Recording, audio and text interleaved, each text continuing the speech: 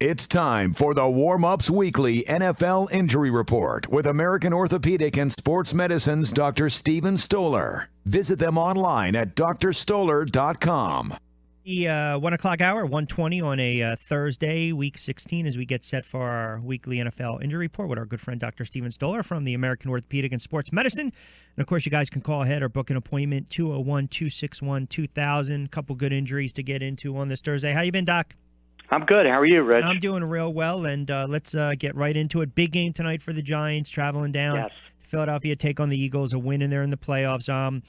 Two notable injuries. We'll get to the one where Vereen's placed on the IR, but Jenkins, the cornerback, Janoris Jenkins, limited in practice this week. I know he's been questionable after he took that knee in the back against the Lions. He had some initial tests, ruled out any internal damage to the organs. And would there be a risk playing him tonight?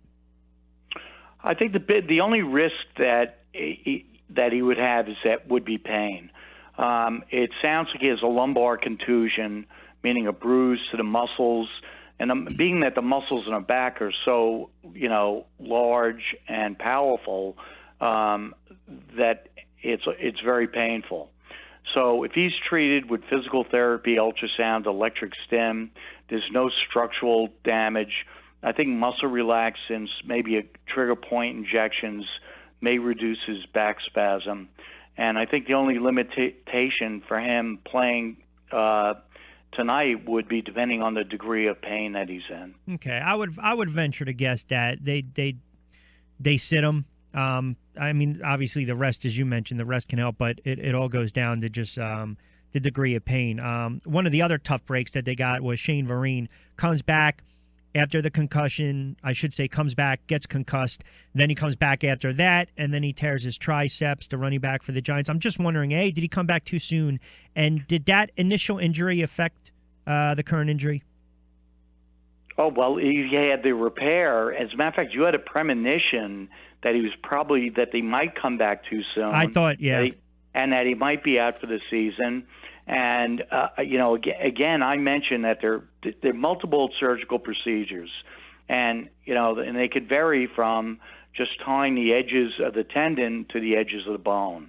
Or you can wrap the tendon around where it originates and put an internal splint in it, which is a procedure I do. And obviously he did come back too soon or wasn't braced sufficiently because he did re-rupture it, and a re-rupture is a much more difficult procedure to come back from.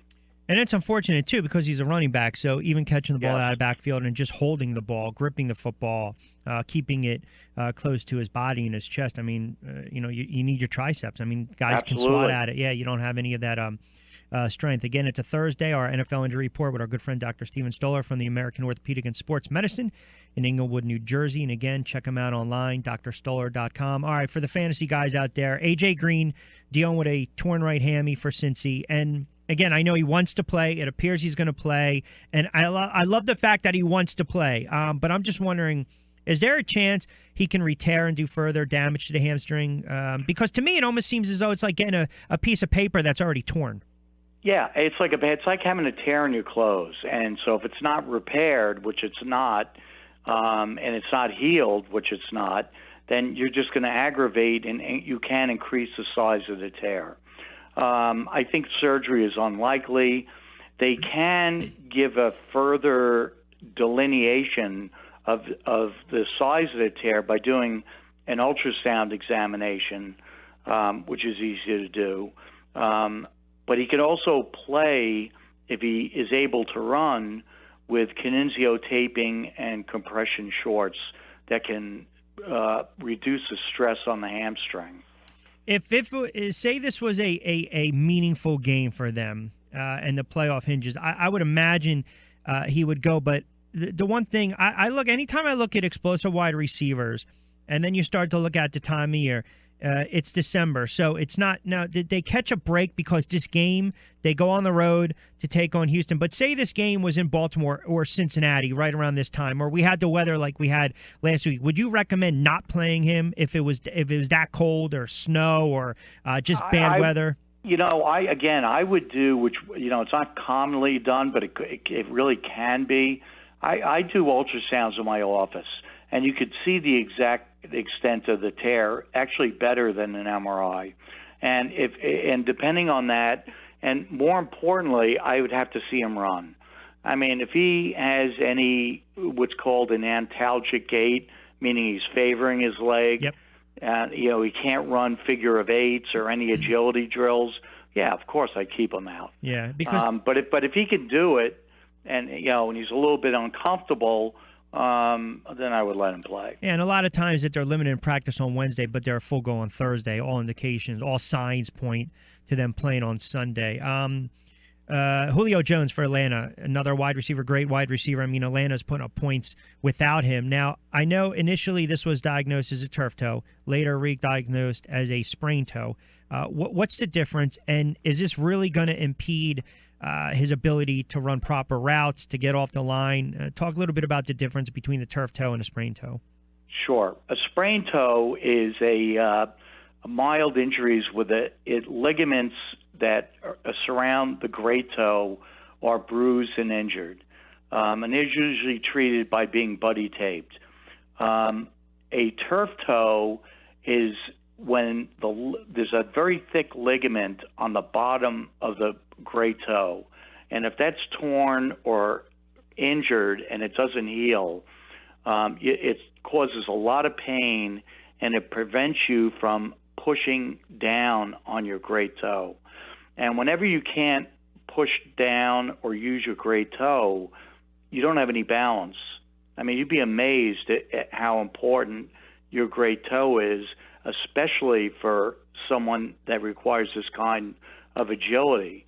So any injury to the great toe is significant, and it really depends on how much pain it's causing them.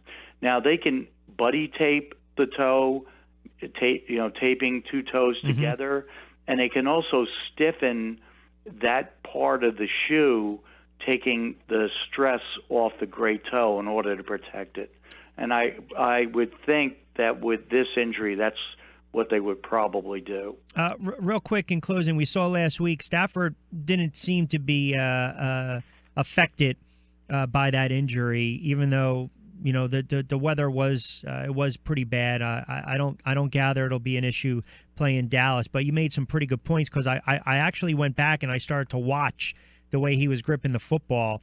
He was still slinging it around, but I suspected he would have a lot more difficulty gripping the ball, and maybe having it be prone to maybe getting smacked away or fumbled if he took some sacks. We didn't really see that last week. No, but he still doesn't. I mean, look, he's a great player, and but I'm sure his accuracy, and I'm sure he noticed it, and maybe the receivers noticed that he wasn't, as accurate as he usually Sure. is. Yeah. No, it's a good point. Again, you guys can check out Dr. Stoller online, drstoller.com. You can check out Patient Education. They got testimonials, Q&A. They got all our interviews up too as well from the past season, so some good information. Before I let you get out of here, do your Jets even make it a competitive game? And Brady's a little nicked up here. I mean, hey, he's on the injury report. What else is new? I mean, big deal. They have three other quarterbacks that will go in and that are better than the Jets. Look, they could probably put Brady out there alone, and he could beat the Jets. There's no way we're beating the Patriots. But the non-injury injury that was the most severe that we didn't bring up was Bryce Petty, the chest, being hit by Wake and Sue got crunched. And I don't think that I've ever seen anything as forceful as that simultaneous hit that brought him up in the air. And they did a CAT scan of his chest, which is usually utilized with patients that have motor vehicle accidents. So that gives you the idea of the trauma. The trauma that he sustained. But at the same time, he has no pain now, and remarkably, he was able to talk to the press directly after the game. Yeah, and they're going to dress 3. Looks like they're going to dress. He might dress 3. Fitzpatrick number 2. Hackenberg would be 3, and then Petty would get to start. So they might cover. They might give you an early holiday gift of a cover of 16 points. 16 points? I don't think so. I mean, look, Brady wants to break some records. I know he does. I mean, Belichick is not going to call the dogs. No, of course not. He's going to run up the score. No. So. It was my money. It would be on the Patriots. You still have to root for the Jets. But, I hear you.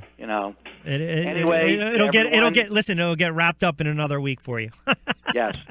Anyway, yep. Merry Christmas and Happy Hanukkah to everyone. And we'll talk next week. Yes. All right, great. Doc. Be good. Appreciate Bye, it. All right, you got it. It's always good because we get Doc in between surgeries.